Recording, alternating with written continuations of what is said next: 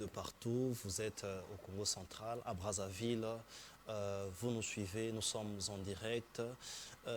Nous sommes d'équerre avec notre sœur qui, à son retour, a perdu ses enfants. Nous sommes donc au courant. Nous sommes en train de vouloir savoir pour en parler avec détail comme vous nous demandez. Vous savez que dans ce genre d'histoire, il faudrait avoir toutes les informations pour essayer de vous donner la vraie version de la chose. J'ai donc le meilleur plaisir et la considération de vous dire qu'aujourd'hui, l'émission sera très équilibrée parce que nous avions reçu quelqu'un qui parle bien, il a de l'intelligence, il est enseignant de la parole de Dieu, il est pasteur, il est même docteur de l'évangile, mais aussi docteur en diplomatie, je pense, parce qu'il a défendu sa thèse avec beaucoup d'excellence. Il s'appelle docteur Silas. Docteur Silas, bienvenue. Merci Didier. Ça fait très longtemps. Très longtemps, très longtemps. Ben écoutez, on n'a rien perdu, on n'a rien raté. Exactement. Je crois que toute chose est bonne en son temps. Exactement. Je crois que nous allons passer des très bons moments. Exactement. Essayer de réfléchir, voir dans quelle mesure nous pourrions nous aussi apporter notre petite pierre de contribution pour pouvoir construire cette société que nous sommes tous en train de rêver. Très bien. L'autre fois, je vous ai reçu plusieurs messages de félicitations, mais moi, ça m'étonne de vous poser la question entre l'évangile et encore la connaissance que vous êtes en train de chercher. On peut vous appeler docteur 2 fois ou professeur. C'est quoi le but en fait? Vous voulez être comme Paul qui était en même temps très intelligent et enseignant de la parole de Dieu? Ben, ça m'arrangerait d'être comme Paul, d'autant plus qu'il dit que nous soyons, il voudrait que nous puissions l'imiter. Il dit, soyez mes imitateurs comme j'ai moi-même imité Christ. Oui. Tout ça, c'est nos études, nos recherches, nos ambitions ne cherchent qu'à renforcer l'homme que nous sommes. Oui. En vue d'être beaucoup plus effectifs dans le ministère pour lequel Dieu nous a appelés. Oui. Chacun de nous ne pourra donner que ce qu'il a reçu du ciel. Okay. Ce qu'on a reçu du ciel, c'est à la fois la vocation, c'est l'appel, oui, mais aussi la touche qu'on apporte à cette connaissance, à cette vocation, qui n'est que la connaissance. oui. Cette connaissance, on peut l'acquérir soit par des voies formelles, c'est-à-dire l'école, soit par des voies informelles. On se fait autodidacte, on s'approche des mentors, on apprend à lire, on apprend à observer, pour devenir meilleur. Oui. Meilleur par rapport à sa vocation, meilleur par rapport à soi-même. Oui. Pas meilleur par rapport aux autres, mais meilleur signifie ici se mettre dans une posture où vous avez beaucoup plus de chances de pouvoir exercer votre ministère dans les meilleures conditions. Okay. Est-ce que cela contribue dans le ministère ou dans l'œuvre du Seigneur étudiée? Pourquoi je pose cette question? Parce que jusqu'aujourd'hui, les débats continuent à se faire que quand vous êtes un homme de Dieu, vous devrez être enseigné par l'Esprit, pas par les hommes. Vous devriez, d'autres mettre de côté même la théologie. Est-ce que cela contribue, par exemple, à l'édifice de l'Église? Bon, il faudrait poser la question peut-être aux paroissiens ou aux fidèles qui fréquentent deux églises. Oui. L'une conduite par un pasteur qui malheureusement n'a pas eu à fréquenter l'école, qui n'a pas été sur le banc de l'école, et un autre qui lui a eu la grâce d'aller à l'école et d'aller peut-être plus loin, oui, jusqu'à obtenir sa thèse. Si ces deux hommes de Dieu ont le même niveau d'esprit, le même niveau de sanctification, le même niveau d'abnégation et de consécration, je vous conseillerais d'aller prier vers l'homme de Dieu qui a quand même étudié. Okay. C'est vrai que la vocation ministérielle n'exige pas une formation classique, okay, mais pourtant l'interprétation de la parole de Dieu, la conduite des affaires dans l'Église de Dieu, le management, la philosophie nécessaire pour pouvoir paître les troupeaux que Dieu vous a confiés, nécessite à ce que vous ayez un niveau intellectuel quand même équilibré, oui, pour vous rassurer que ce que vous dites est réellement ce qui doit être dit. Que vous ne puissiez pas tordre la parole de Dieu, oui, en lui faisant dire ce qu'elle ne veut pas dire, simplement parce que vous-même, en tant qu'individu, vous avez des limites intellectuelles. Moi, j'aurais souhaité, c'est mon vœu le plus ardent, que l'homme de Dieu aille à l'école. Ok. C'est mon souhait le plus ardent. Votre souhait C'est personnel. mon souhait personnel, raison pour laquelle, depuis plusieurs années, je suis à la tête d'une institution, Bible Training Center, qui est un centre de formation en théologie, en management et en leadership. Parce que j'estime qu'il est important d'être formé. Il est très très important d'être formé. Pas simplement d'avoir un diplôme que l'on détient, mais plutôt avoir vraiment de la connaissance, c'est très important. Ça vous aiderait en tant qu'homme de Dieu à faire les choses avec excellence, avec dextérité. Et quand vous n'avez pas été à l'école et que vous avez des limites intellectuelles, laissez-moi vous dire que le ministère n'est pas seulement une affaire spirituelle, c'est aussi une affaire intellectuelle. Où il faut enseigner, donner, avoir un bon langage. Est-ce que Dieu peut appeler aussi un pasteur pour diriger les gens, mais il n'a pas étudié? Dieu appelle qui il veut. Il peut appeler quelqu'un qui n'a pas étudié, mais Dieu n'appelle pas les idiots. Dieu n'appelle pas les idiots. Non, non, non. On ne peut pas se tenir devant les gens, prétendre les paître en tant que berger si on est idiot. Les bergers doivent être plus avancés intellectuellement que les brebis qu'il veut conduire. C'est la moindre des choses. Donc, on peut ne pas avoir été à l'école, mais on est intelligent. Voyez-vous? Parce que la qualité du ministère que vous faites sera aussi tributaire du niveau intellectuel que vous avez. Vous remarquerez que je parle plus du niveau intellectuel et non pas du niveau académique. C'est différent. Il y a une nuance. C'est très différent. On peut avoir un niveau intellectuel élevé sans passer par les formations. Sans avoir été à la... Cela, c'est l'intelligence ou la sagesse? Les deux. Être intelligent. On peut aller à l'université. Avoir des connaissances. Détenir les connaissances n'est pas toujours l'intelligence. Voilà pourquoi nous disons que tout universitaire n'est pas intellectuel. L'intelligence et la connaissance, deux choses différentes. Deux choses différentes. Tout universitaire n'est pas intellectuel et tout intellectuel n'est pas universitaire. Le comble dans notre pays, c'est que nous sommes un pays qui a aujourd'hui une pléthore d'universitaires, mais qui a un sérieux déficit en termes d'intellectuels. Voyez-vous, l'élite congolaise brille par le nombre de diplômes qu'il s'est glané, mais cette élite a un défaut, c'est dans sa capacité à se présenter en tant qu'intellectuel, à faire l'apologie, à faire la sublimation du savoir, de l'intelligence pour pouvoir résoudre les problèmes qui touchent à sa société. Très bien.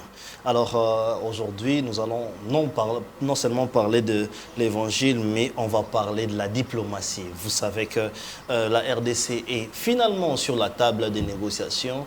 Quelles sont les retombées? Comment pouvons-nous réfléchir sur cela? Les assises des Doha, je vous avais promis, hier, je vous avais même promis que nous ne sautons pas ce sujet-là, mais il est très pertinent et très important. Voilà pourquoi nous avions plaidé et demandé à avoir un homme qui est outillé par rapport à cela. Première question, diplomatie. Est-ce que le président de la République doit compter essentiellement sur la diplomatie, docteur, ou encore compter sur la communauté internationale? Parce que c'est vrai, lorsque les présidents nous parlent de la diplomatie, c'est des va-et-vient, on parle de la diplomatie et la communauté internationale. Pour finir notre crise, la guerre que nous avons, la RDC doit-elle compter sur la communauté internationale ou penser à autre chose? Face à un conflit comme celui-ci, qui n'a fait que trop durer, plus de 30 ans, 31 ans aujourd'hui, un conflit qui a été à la base des millions de morts, mais aussi des millions de déplacés, je pense que toute analyse qui doit être faite doit se faire en toute froideur, en prenant une quelconque distance, pour ne pas parler le langage des quartiers généraux des partis politiques, pour ne pas utiliser un langage militant, pour ne pas utiliser un langage partisan, mais essayer d'être le plus logique et objectif possible. Face à une crise comme celui-ci, chaque État dispose de 3 moyens. Le premier moyen, c'est le moyen diplomatique. Il faudrait ici que nos téléspectateurs comprennent que tout le conflit interétatique commence d'abord sur le plan diplomatique. C'est lorsque les aspects diplomatiques, les démarches diplomatiques n'ont pas abouti que l'on va dans une confrontation militaire. Ok. Ainsi l'on dit qu'une guerre commence par la diplomatie et elle finit toujours par la diplomatie. C'est-à-dire lorsqu'on n'a pas réussi à négocier, à rencontrer les désirata, les exigences de l'un comme de l'autre, eh bien, on laisse la voie à une confrontation militaire. Mais après cela, toutes les guerres finissent toujours par des négociations. Ok. Deuxième moyen que dispose un État face à un conflit comme celui-ci, c'est le moyen militaire. Ok. Son dispositif sécuritaire et militaire pour pouvoir défendre d'abord l'intégrité de son territoire, mais aussi utiliser cette force militaire pour imposer sa volonté au-dessus de la volonté de l'État avec lequel il est en conflit. Oui. Et là, nous parlons de l'armée. Oui. Troisième moyen que dispose un État, c'est les moyens politiques. Ok. Parce que on ne peut pas se déployer que sur le plan diplomatique et sur le plan militaire, tout en négligeant les climats ou l'atmosphère politique qui règne en interne. L'aspect politique. L'aspect politique qui est très important. La Bible l'a même dit dans l'évangile selon Marc, qu'un royaume divisé contre lui-même ne peut pas subsister. Ce qui signifie qu'un État sérieux ne va pas en guerre contre un autre État si ses troupes sont dispersées ou divisées. Et ici, lorsqu'on parle de troupes, on ne voit pas que les bataillons militaires, on voit aussi l'opinion publique.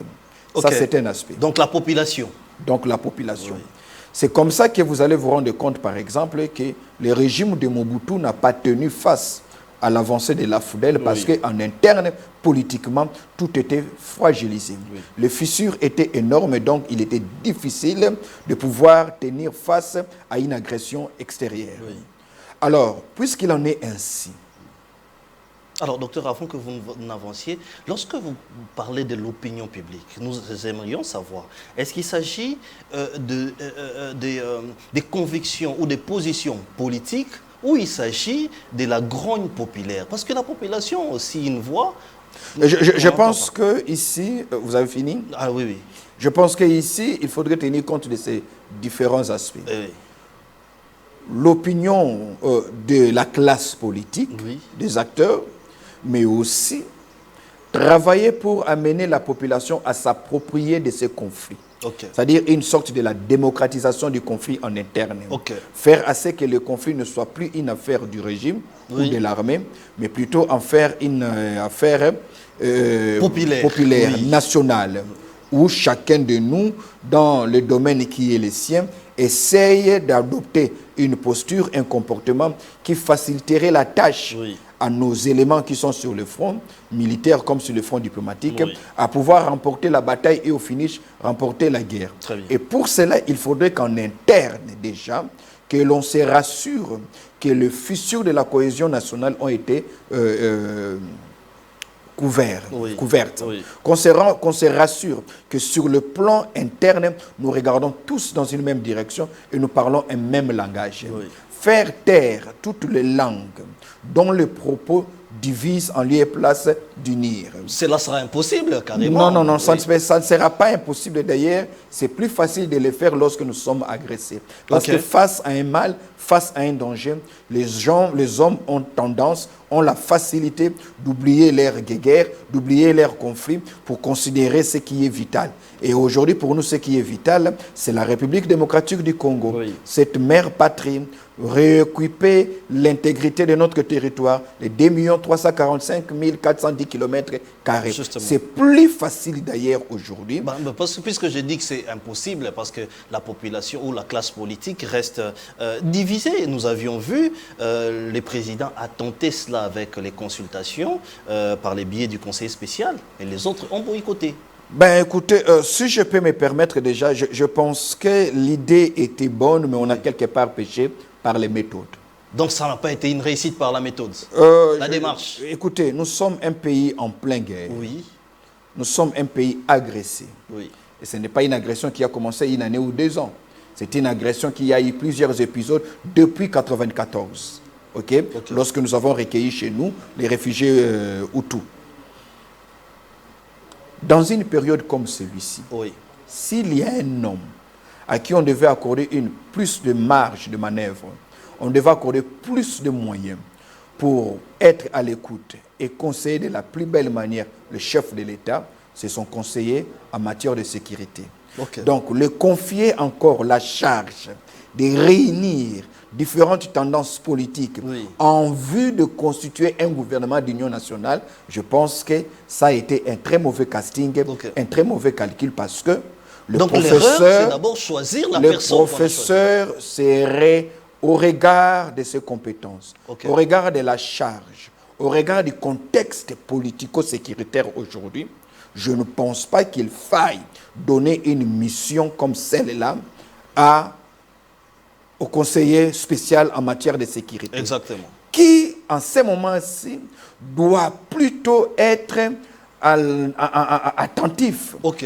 sur ce qui se passe sur le front, Ok. en interne, pour pouvoir mener l'orchestration avec les différentes communautés de renseignement Oui. militaires et civils, ainsi de suite, en vue de nous aider dans un bref délai, de nous constituer quand même une armée assez forte pour pouvoir tenir face à cette agression que nous sommes en train de subir de la part du Rwanda. Très bien. Et je ne vois pas pourquoi c'est à lui que l'on doit encore donner une charge qui en réalité est secondaire et n'est Oui. pas primordiale parce que la formation d'un gouvernement d'union nationale aujourd'hui Oui. n'est pas prioritaire. Ok. Je souhaite Oui. que l'on travaille pour la cohésion nationale. Oui. Travailler pour construire ou reconstruire, colmater les brèches Oui. des différentes fissures que nous avons eues en interne Oui. pour la cohésion nationale ne nécessite pas forcément la mise en place d'un gouvernement d'union Ça nationale. ne va pas régler les problèmes, ça ne va pas résoudre la ça crise. ne va pas résoudre la crise. Alors qu'est-ce qui pourra résoudre la crise? Je pense qu'il ne faudrait pas tomber, il ne faudrait pas chercher à satisfaire les appétits politiciens Oui. de nos hommes politiques. Il ne faudrait pas chercher ici à faire, parce que même en Ukraine aujourd'hui, qui sont aussi agressés, Oui. je ne pense pas que vous direz à Zelensky que l'une des solutions, c'est la formation, la mise en place d'un gouvernement d'union nationale. Non. Ce qu'il faut maintenant, dans un contexte comme celui-ci, Oui. c'est plutôt la mise en place d'un gouvernement constitué des hommes. Ok. Non pas parce qu'ils sont populaires, des hommes et des femmes qui vont être recrutés et placés dans ce gouvernement partant de leur savoir-faire, partant de la dextérité de l'action politique qui les caractérise, et non pas parce qu'ils sont populaires, parce qu'ils sont de l'opposition, ainsi de suite. On peut perdre la guerre même quand on a un gouvernement d'union nationale, on peut gagner aussi la guerre lorsqu'on a un gouvernement qui soit issu d'une majorité parlementaire. Très bien. Alors, vous avez parlé de trois grands aspects. C'est vrai que je vous ai relancé parce que c'était important. Trois grands aspects, la diplomatie, la force, ainsi que... l'armée, ainsi que l'opinion, la politique. Alors, dans ce cadre où nous sommes agressés par le Rwanda, mais le Rwanda utilise les fils du pays. Et tantôt on parle d'une rébellion, tantôt on parle d'une agression, et on ne sait pas comme ça déclarer la guerre. Plusieurs même se disent, est-ce que nous sommes en guerre? Parce que le président n'a jamais déclaré la guerre. N'est-ce pas que c'est tellement mitigé qu'il faudrait d'autres stratégies? Ce qui est vrai, c'est que nous sommes en conflit. Oui. Je suis professeur des universités, spécialiste des questions liées à la géopolitique et à la géostratégie. Oui. Partant de ma formation, Oui. je ne dirais pas que nous sommes en guerre. Justement. Parce que justement, il n'y a jamais eu une déclaration de guerre. Voilà. Nous sommes en conflit avec le Rwanda qui sous-traite un groupe armé qu'on appelle M23, AFC M23, Oui. en vue de ses intérêts. OK? Alors, ceci est inhérent à la vie ou à la cohabitation entre les États. Oui. Mais mon cher ami Didier, il faudrait ici retenir une chose. Qu'en géopolitique, Oui. l'espace international, l'espace interétatique n'est pas une cour de l'Église. OK. Donc, il ne faut pas agir comme dans une église. Non, ce n'est pas une cour de l'Église. C'est-à-dire? C'est-à-dire, c'est comme une sorte d'arène des gladiateurs. Le plus fort survive, OK. le faible meurt. OK. C'est comme une sorte de jungle. Oui. C'est la loi du plus fort qui gouvernent. Ok. Les forts ont une volonté, les faibles ont des vœux. Ils ont des souhaits. Oui. C'est à nous maintenant de considérer les choses dans leur réalité et dans leur globalité. Oui. Pour arrêter de nous présenter toujours dans une posture de victime. Ok. Parce que cette politique de la victimisation que nous avons réussi à asseoir depuis plus de 30 ans ne nous a pas aidé à mettre fin à ces conflits, Oui. qui n'a fait qu'augmenter le nombre de victimes. N'oubliez pas que ce conflit qui date depuis 30 ans a un seul théâtre de combat. Ce théâtre de combat, ce n'est pas au Rwanda, Oui. c'est sur le sol congolais. Chez nous. Donc, ce qui signifie que tous les dommages collatéraux se font chez nous. Les perdants, c'est nous. Mais je suis quand même étonné Oui. de voir le refus de l'intellectuel congolais, de l'universitaire congolais, à regarder les choses en face, à se divorcer de l'opinion politicienne, pour regarder les choses en face et parler un langage Oui. lucide, un langage objectif, un langage scientifique, Oui. qui au contraire, qui pourtant aiderait davantage les décideurs politiques à changer le fusil d'épaule pour pouvoir prendre la décision qui sera cette fois-là la meilleure. Ok. Dans une situation comme celle-ci, nous n'allons pas continuer à accuser le Rwanda. Nous ne pouvons plus accuser les Rwandais. C'est un aveu d'échec, donc. Je ne serai pas aussi sec pour dire que c'est un aveu d'échec, Oui. mais ceci ne nous prédispose pas à pouvoir remporter la victoire dans ce conflit. Ok. Nous devons nous assumer Oui. et proclamer, déclarer haut et fort notre ambition de la puissance. C'est-à-dire quoi? Oui. C'est-à-dire qu'en géopolitique, Oui. les États font face à des impératifs. D'accord. Quel que soit le nom que vous donnerez à ces États, quelle que soit la nature du leadership que vous aurez à la tête de ces États, chaque État fera face à des impératifs. Le premier impératif, c'est l'impératif de la survie. Ok. Pourquoi l'impératif de la survie? Parce que les États sont des entités vivantes, Oui. sont des êtres vivants. Les États naissent, les États vivent, les États tombent malades, Ok. et les États meurent aussi. Ok. Vous comprenez? Les États meurent aussi. Les États Donc, meurent aussi. Il faut Un pas État dire peut mourir pour disparaître. L'histoire où nous c'est parle. mietté. Ou encore s'émietter. Ou encore connaître que ce qu'on appelle en relation internationale une somalisation ou même encore une libanisation. C'est-à-dire, vous êtes un État dans un État. Ok. Vous avez gardé l'intégrité de votre territoire, mais dans votre fonctionnalité, vous n'êtes plus un État Justement. comme un mort-vivant. Ok. OK?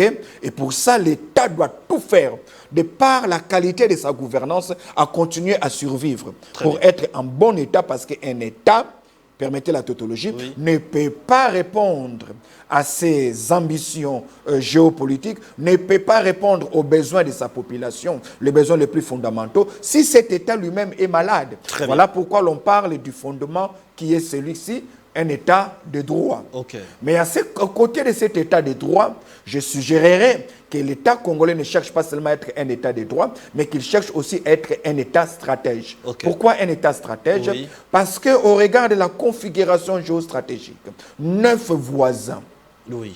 c'est pas peu. Exactement. Regardez l'histoire de ces 9 voisins. Oui. Aucun de ces voisins peut prétendre être stable. Même ceux qui paraissent être un tout petit peu stables, ce sont des pays dont les fondations ne sont pas assez profondes. Ok. L'Angola, Oui. Tanzanie, ainsi de suite. Ainsi de suite. Donc, d'abord, les premiers problèmes, c'est parce que nous avons beaucoup de voisins. Non, avoir beaucoup de voisins ne doit pas être perçu comme un problème. Le tout dépend de quel angle on regarde les choses. Ok. On peut aussi les regarder comme étant une opportunité, c'est-à-dire 9 marchés que nous pourrons exploiter si nous savons produire. 9 marchés à exploiter. 9 marchés à Oui. exploiter, mais aussi... Mais le président l'a tenté avec l'EAC, avec les autres, mais ça n'a pas marché. Il a même dit qu'on l'a poignardé dans le dos. Mais c'est un grand sujet, docteur, puisque plusieurs questions sortent là.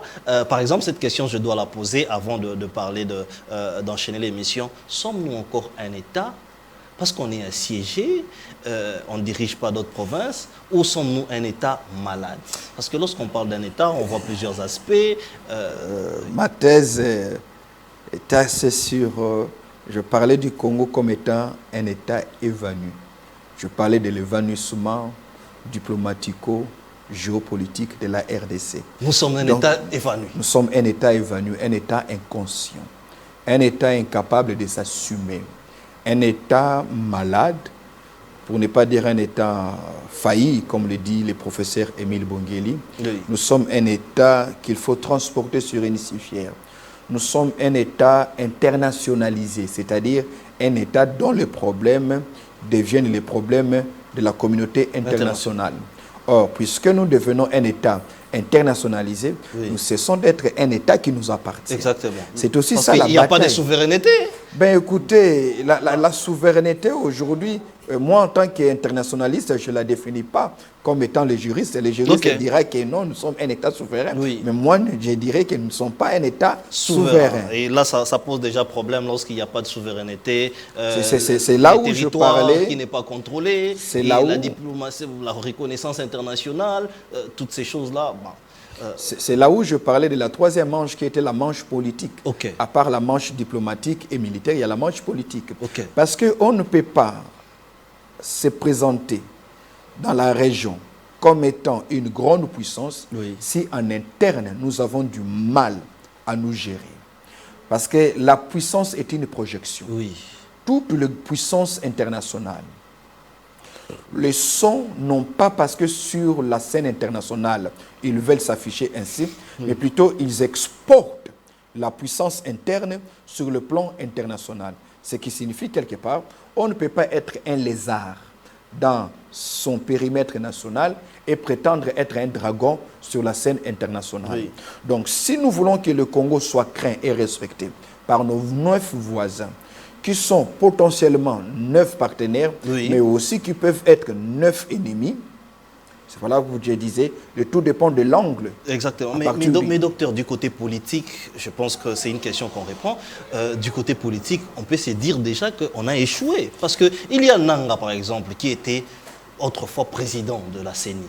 Il doit être démocrate. C'est lui qui est à la tête de la rébellion.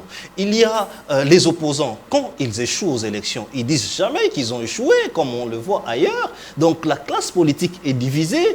De l'autre côté, on dit que d'autres challengers, dont la CENI et les institutions, par exemple Katumbi, on dit de lui que c'est un étranger et on ne les vote pas. C'est une division qui est profonde. Et politiquement, ça ne peut pas marcher pour qu'il y ait cohésion politique.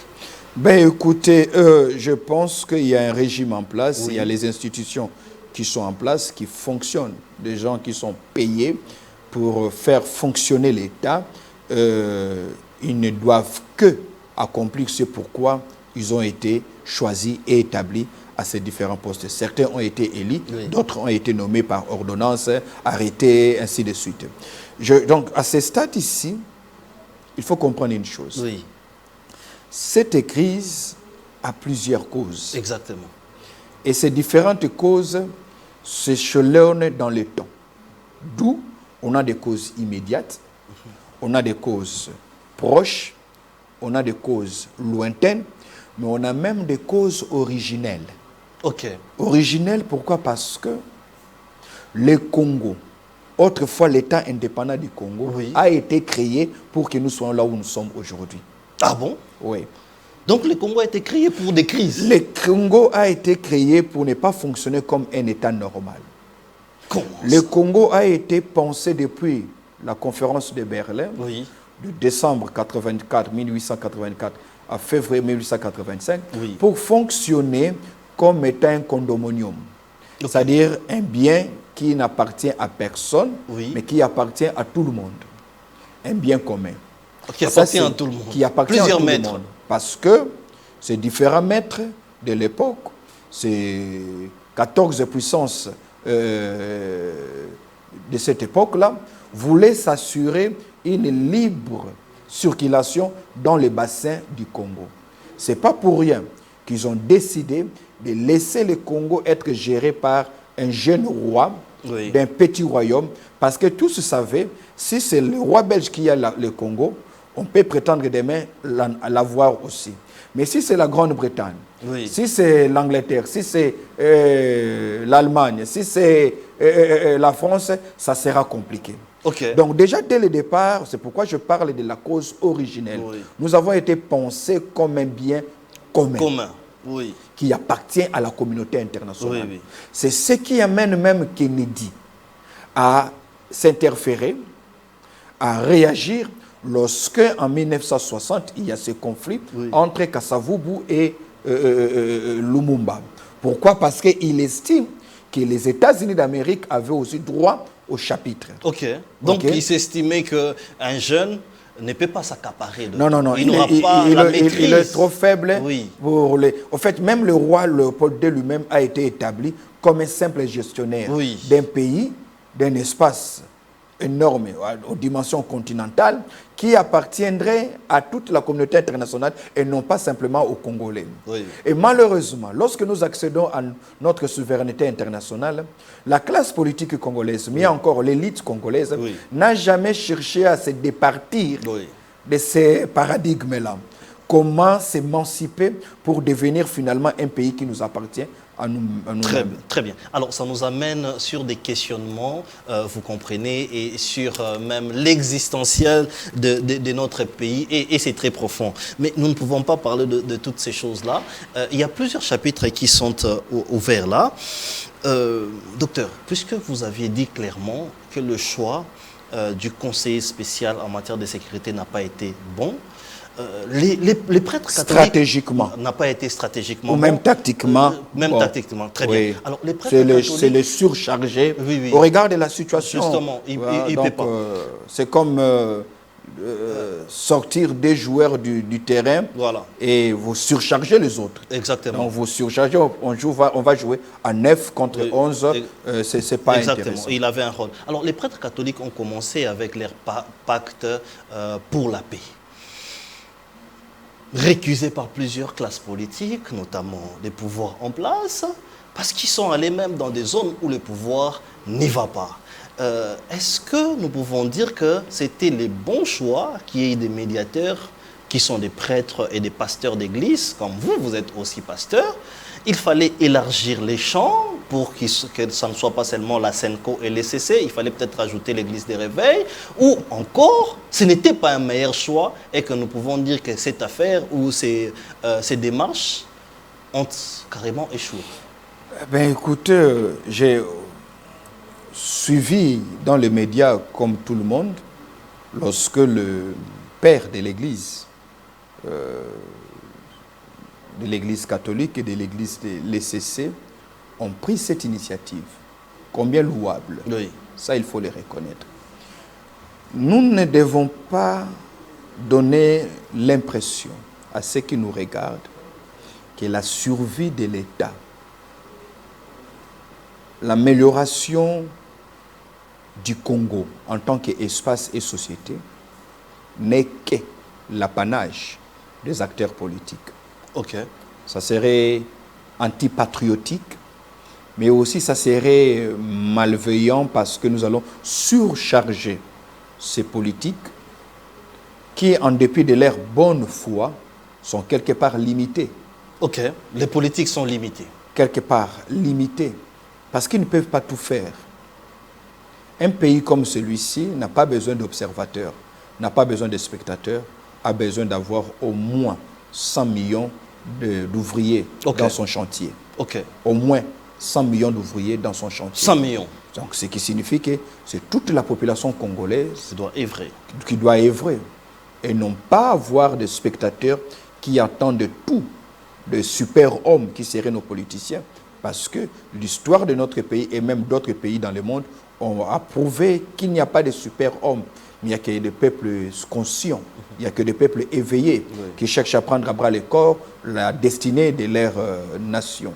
Alors, les prêtres catholiques et les pasteurs ont pris cette initiative louable. Moi, je vis qu'ils sont allés voir le président de la République. Justement. C'est quoi qu'ils lui ont réservé la primeur. Oui. Eh bien, laissez-les travailler. Mais ça dérangeait parce que ils ont avoué qu'ils ont même reçu les financements d'autres pays, notamment le Rwanda, qui nous agresse. Je ne veux pas être l'avocat de ces hommes d'église, je ne vais pas non plus être leur contestateur.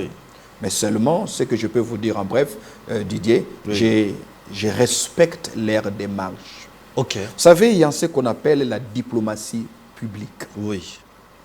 Lorsque le président Donald Trump arrive au pouvoir en 2016 et qu'il décide de mener une politique de dégel avec la Corée du Nord, qui était l'axe du mal, Oui. par tous ses prédécesseurs, c'est comme ça qu'ils étaient perçus.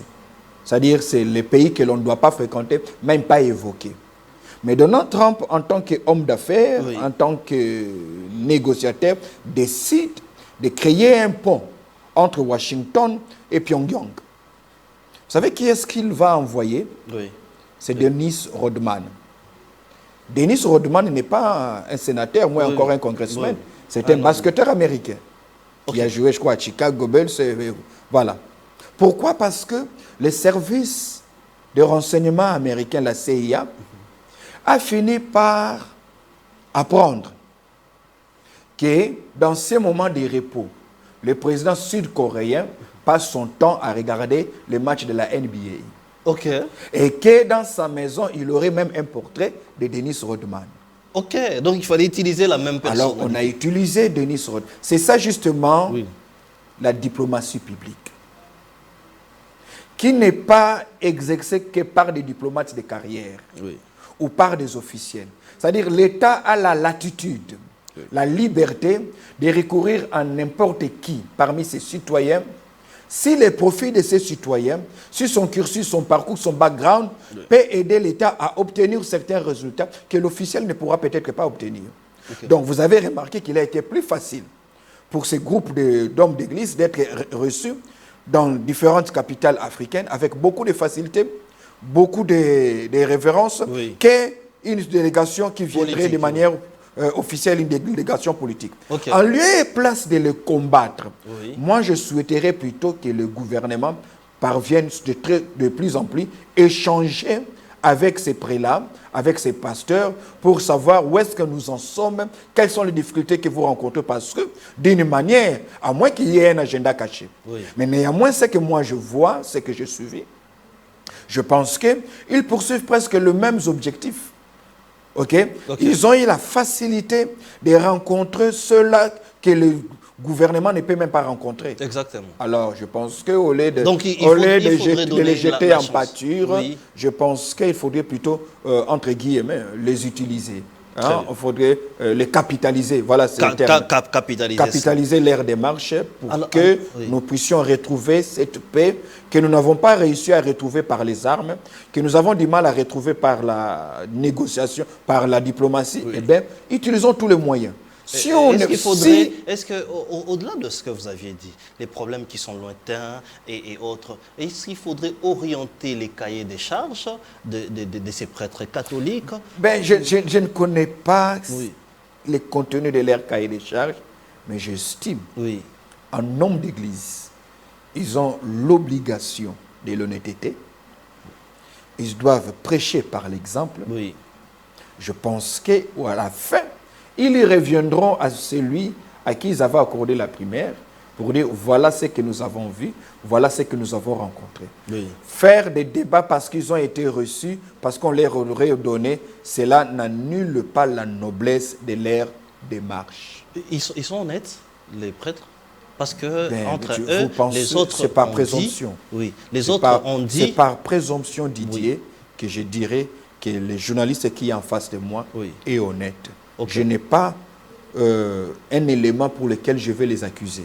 Ce que vous évoquez en disant qu'on les aurait reçus, qu'on leur aurait remis quelque chose, ben écoutez, ce ne sont pas... c'est entre eux, c'est Fulgence Mouteba qui dit qu'on a reçu le moyen, mais après Cholet et les pasteurs Senga, Eric, qui ont dit que les moyens, en fait, ce n'était pas l'argent. Il y a eu une opposition entre eux-mêmes. Bon, je n'ai pas suivi Oui. Monseigneur Fulgence Fulgence. Mouteba, oui. Moi encore, le pasteur Eric Senga, Oui. que je connais personnellement, Ok, un homme de grande valeur. ok. Ok. Alors, je ne les ai pas suivis tous les deux pour savoir qu'est-ce qu'il en est exactement, Oui. de moyens dont vous parlez. Mais j'estime Oui, que s'accrocher à ces débats-là oui, risquerait de faire perdre à cette démarche sa substance, qui pourtant serait salutaire à la nation. Parce que nous avons besoin. Je ne vois pas pourquoi on demanderait aux pasteurs des églises des réveils d'organiser des prières en faveur de la nation, et au même moment qu'on va diaboliser d'autres pasteurs qui, eux, ne font pas des prières, mais font d'autres démarches en allant voir les acteurs qu'ils estiment être importants dans le dénouement de notre crise au niveau de la région. Très bien. Les chefs de l'État qui disaient au début qu'il ne parlera pas avec, il ne négociera pas avec la délégation AFC aujourd'hui, ces pourparlers sont effectifs et ça se pose des questions. Et puis l'autre question que je devrais vous poser, docteur, il y a plus d'un mois, où le chef de l'État lui-même a rencontré tête à tête Paul Kagame, ce qui a donné naissance à ces pourparlers avec les chefs rebelles. Oui. C'est aussi une solution qu'il fallait rencontrer Kagame pour qu'il y ait des orientations, ou soit les vrais problèmes maintenant, c'est de parler avec les rebelles ou la délégation de l'AFC pour en tirer profit ou des bonnes réponses. Vous savez, dans des moments comme celui-ci, occuper une fonction de leadership n'est pas facile. Oui. Parce qu'à un moment donné, vous devez naviguer à contre-courant par rapport à l'opinion publique. Okay. Un leader doit aussi accepter de contredire ce qu'il a dit hier parce que le contexte le lui autorise. Un leader doit aussi accepter de faire ce que le peuple ne veut pas, mais faire la chose qui sera utile au bonheur et à la prospérité de ce peuple.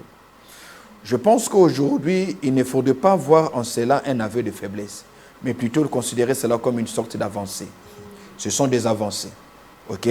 Qu'aujourd'hui, le gouvernement prenne langue avec la délégation de Kinshasa, prenne langue avec une délégation du M23, je pense que ce sont des avancées parce qu'il faudrait finalement mettre fin à ces conflits. Oui. L'émir du Qatar a décidé, à la surprise de nous tous, de procéder à l'arbitrage, à offrir ses bons offices pour que les deux chefs d'État protagonistes, qui étaient devenus presque ennemis, puissent se rencontrer sur son sol. Chose que l'Union africaine a échoué. Ben, écoutez, c'est une question de... C'est l'équilibre de puissance. Okay. On ne va pas comparer l'Union africaine au Qatar. Justement. Vous comprenez? Ça, c'est de un. Mais de deux aussi, il faudrait questionner l'intérêt du Qatar. Le Qatar est un investisseur au Rwanda, parmi les grands investisseurs au Rwanda. Oui. Le Qatar est aussi en train d'investir ici en République démocratique du Congo. Okay. Donc, voir cette guerre perdurer n'épargne pas aussi, ne met pas en sécurité les intérêts géoéconomiques du Qatar, dans cette partie du continent. Oui. Donc, il est tout à fait normal que le Qatar, voulant préserver ses intérêts, oblige, entre guillemets, les deux protagonistes à venir sur son territoire, d'autant plus que les deux protagonistes, chacun a aussi besoin de l'émir du Qatar. Oui. Ok? Alors, il va mener il va offrir ses bons offices, et aujourd'hui, nous en sommes là où nous sommes aujourd'hui. Permettez la tautologie. Là, un communiqué a été pondu, un communiqué commun qui a été pondu pour dire que voilà, nous allons procéder à une accalmie, nous allons procéder à une observation du cessez-le-feu. Ça, c'est quelque chose qu'il faudrait applaudir. Ok. Il faudrait applaudir dans un premier temps. Oui. Mais maintenant, le gouvernement de Kinshasa devrait se référer aussi à l'histoire. Voilà. Parce que le M23 n'est pas sa première apparition. Ok. Le M23 d'aujourd'hui est à sa 4e apparition.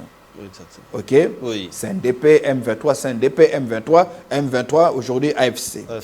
Ce qui signifie quelque part, si ce M23 a ressemblé à un monstre grec, un idole, ayant plusieurs têtes qu'on coupe et dont une autre qui laisse apparaître une autre tête, c'est parce que nous n'avons utilisé qu'un seul moyen là où nous devrons utiliser les deux autres moyens.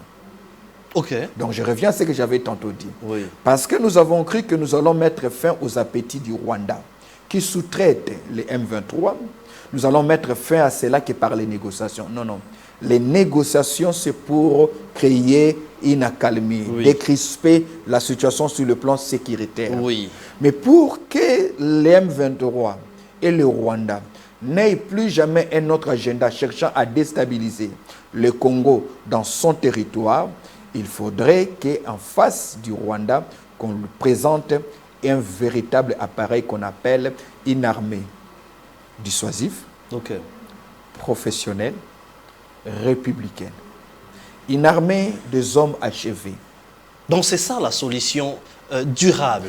Ça, ce sont des préalables à la solution. Ce n'est pas encore la solution. Pourquoi c'est un préalable? Parce que nous n'avons pas que les M23 comme groupe armé qui sévit sur le territoire national. Il y en a plusieurs, notamment... On n'a pas aujourd'hui, on est aux alentours de 214, 216 groupes armés. Donc, qu'est-ce qui fait que ces groupes armés pullulent comme des champignons? C'est l'absence de l'État. Parce que la plupart de ces groupes armés sont des groupes d'autodéfense. C'est-à-dire qu'il y a des coins où des communautés estiment que l'État congolais n'étant pas en mesure de les sécuriser face à une autre communauté, eh bien, nous créons des groupes, groupuscules il y en a plein, en Ituri. Donc vous voyez que là, ce n'est pas un problème d'armée, simplement, c'est avant tout un problème politique. C'est-à-dire mettre au centre du Congo un État aux fonctionnalités modernes. Là, ça prendra du temps. Hein? Ça prendra le temps que ça prendra parce que l'État doit survivre. Exactement. Donc il ne faudrait pas ici chercher à faire les choses à la va-vite. Un État va au-delà des mandatures. Un État va au-delà des individus. C'est là où je disais, alors que nous nous battons pour un État de droit, battons-nous aussi au même moment pour un État stratège. Très bien. J'ai une question d'ailleurs à vous poser, hein, faute de temps. On est presque à la fin, on n'a pas vu les temps couler.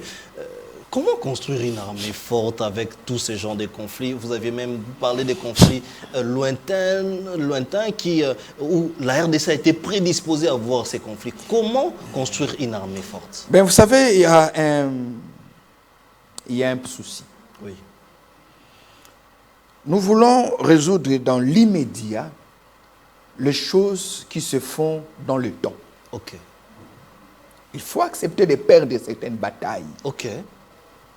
Pour gagner la guerre des mers. Parce que la guerre, c'est l'accumulation des batailles.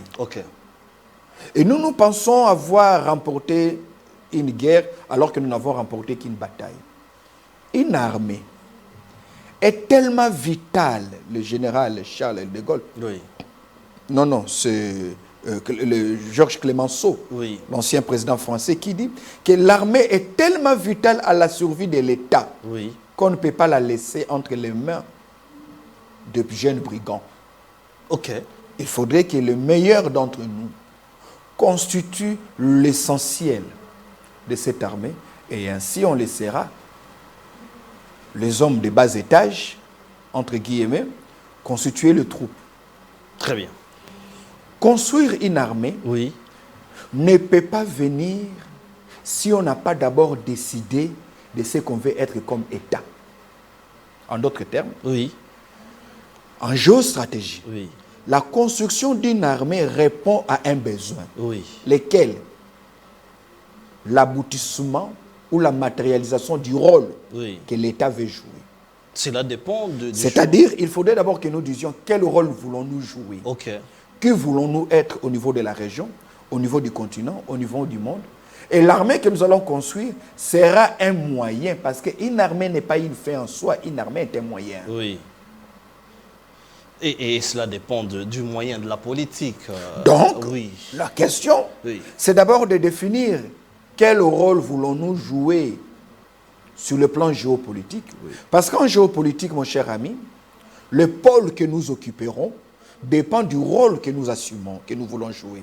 Mais si nous ne savons pas définir quel type de pays voulons-nous être, on ne peut pas aller construire une armée. Très bien, docteur. Je pense Parce que la force d'une armée, mon cher ami, c'est lorsqu'elle est capable d'accomplir sa vocation. Et la vocation de l'armée est tributaire à la vocation que l'État se dote. Est-ce que toutes ces questions nécessitent pas un débat pour les changements de la Constitution? Parce que je me pose des questions, ceux qui sont habilités à construire cette armée-là et qui n'ont qu'un mandat de 5 ans, est-ce qu'ils ont suffisamment de temps? Tout ça c'est des questions que nous allons poser ces questions-là à une prochaine émission.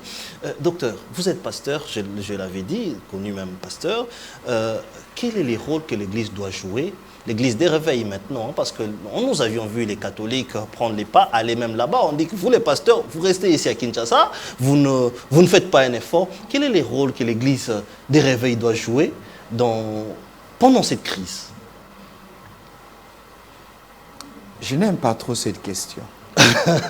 Acceptez aussi des questions que vous n'aimez pas. Hein. C'est un raccourci de l'homme d'État congolais. Oui. L'Église a un rôle à jouer, mais son rôle n'est même pas secondaire. Il vient peut-être en 3e ou en 4e position. Ok. Dans l'apport ou dans l'érection d'un État, d'une république forte. Pourquoi vous ne posez pas la question, quel est le rôle de l'universitaire congolais? Okay. Parce que selon sont au chômage. Ok.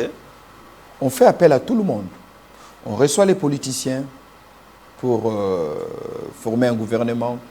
On demande aux églises de prier. Oui. On demande aux musiciens d'organiser les concerts.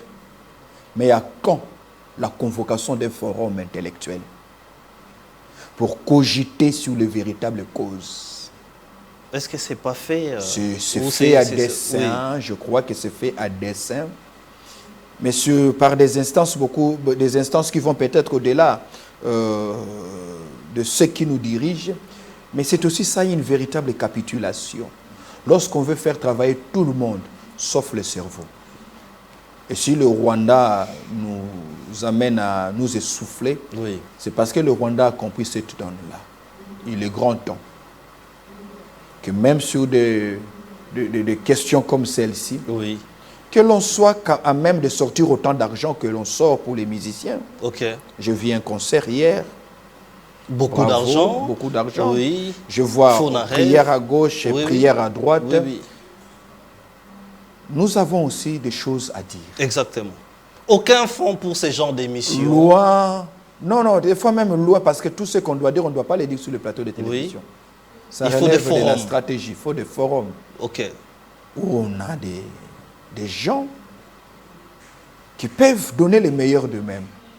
Pour que, par exemple, en 6 ans ou à 7 ans, oui, même si nous n'allons pas mettre fin à tous nos problèmes, mais que l'on dise Congo is back. Très bien. Alors, mon assistant Betsalel, que j'ai sali, qui me suit, il faut noter, hein, ça, il faudrait que nous puissions, au-delà des plateaux, organiser des forums pour essayer d'échanger et d'inviter les intelligences que nous avons pour ce genre de questions. Nous sommes arrivés presque à la fin. Je vais vous laisser, nous allons finir cette émission en suivant cette interview d'un économiste, Trésor Mwamba, qui a aussi son point de vue. Et on va, avant un mot de la fin, docteur, en 30 secondes. Eh bien, mes compassions à tous ces amis et frères qui sont au niveau de l'Est, mes encouragements aux autorités politiques, qu'ils continuent à mouiller les maillots. Un appel patriotique aux uns et aux autres pour regarder dans une même direction. C'est le Congo qui est en danger. Nous sommes en train d'emprunter un virage tellement important que même notre survie existentielle est menacée. Très bien. Suivant Trésor Mwamba, et nous on se retrouve donc prochainement. Même heure, même plaisir, et bonsoir chez vous. Oui, vous savez, monsieur le journaliste, il est grand temps que cette comédie s'arrête. Cette comédie qui a commencé comme une petite aventure et a pris forme. Et aujourd'hui, à la face des combattants à la face du monde, nous, UDPS puristes, combattants UDPS, devons dénoncer cette bêtise et demander à ce que leurs auteurs se calment et arrêtent cette forfaiture. Puisque le président de l'UDPS, le patron du parti, qui est l'actuel chef d'État, Félix-Antoine Tshisekedi Tshilombo, étant empêché, il a été conféré le pouvoir de diriger l'UDPS depuis les assises de Kisantu à M. Augustin Kabouya, député national qui fait office aujourd'hui de président à l'intérim et secrétaire général du parti.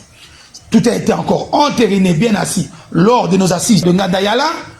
Mais attendez, ce n'est pas aujourd'hui les mêmes personnes qui, autrefois, s'étaient permis de pouvoir chasser, je ne peux pas utiliser ce terme parce que c'est ce qui a été fait, chasser le géniteur de l'UDPS qui n'est que le Sphinx Étienne Tshisekedi de heureuse mémoire. Les mêmes auteurs, les mêmes colporteurs ont eu à indisposer, si pas à déranger encore l'actuel président de la République qui était alors à l'époque secrétaire national en charge des questions liées à la diplomatie du parti UDPS. Nous ne sommes pas surpris, c'est les mêmes modes opératoires qu'ils ont utilisés. Et aujourd'hui, voir ces personnes continuer dans cette marge de manœuvre, c'est regrettable et c'est trop bas. Mais je l'ai dit aujourd'hui tout haut, que tout celui qui pense que le combat de l'UDPS est lié à deux individus, à un partage d'un groupe d'individus qui veulent apporter des ordres, vont trouver en face de les combattants puristes du parti. Mais pour M. Mbata, encore une fois, monsieur se distingue, s'il vous plaît. Le professeur Mbata. Monsieur Mbata, monsieur André Mbata, encore une fois, se distingue par des grosses bêtises.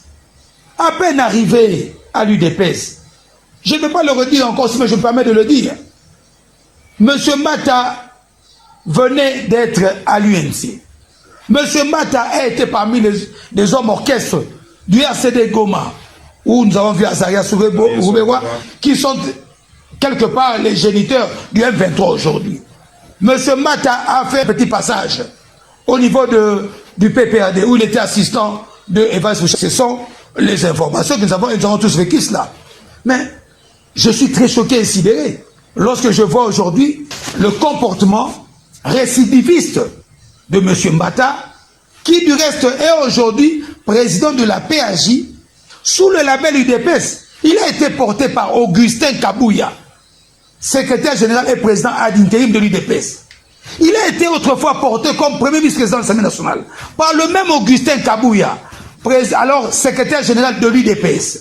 Mais dites-moi, il ne faudrait pas chercher à mettre des lunettes pour comprendre que nous avons affaire à une personne qui n'a qu'une seule mission, de déstabiliser le parti. Je ne veux pas informer aux gens, parce que je l'ai aussi suivi comme tout le monde, qu'avec beaucoup de regrets et de gêne, le secrétaire général Augustin Kabouya était obligé de dire la vérité, puisque l'UDPS est un parti de masse, un parti de la vérité.